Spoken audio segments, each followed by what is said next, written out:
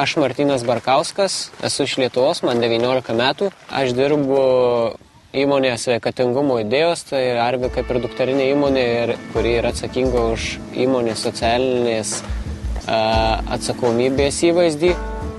Iš tikrųjų nesitikėjau greitai susirasti darbo ir šiais metais, nes dėl ankstesniais metais vasarų praleistų dirbant turėjau keletą kontaktų.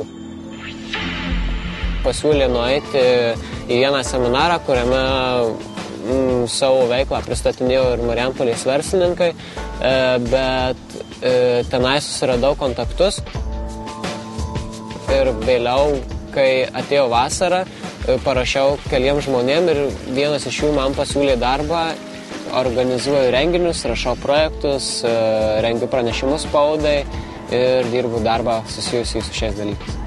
Esu kaip ir laisvas darbuotojas, galiu dirbti namuose ar bet kur tik tai noriu, svarbu, kad padaryčiau darbą.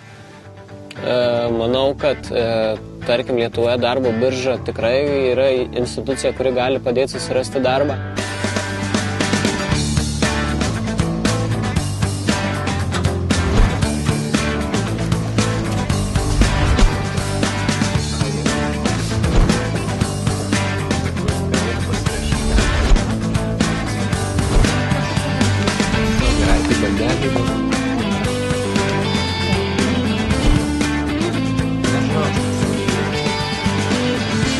Kuriuose gavau žinių ir kaip bendrauti su verslininkais, kaip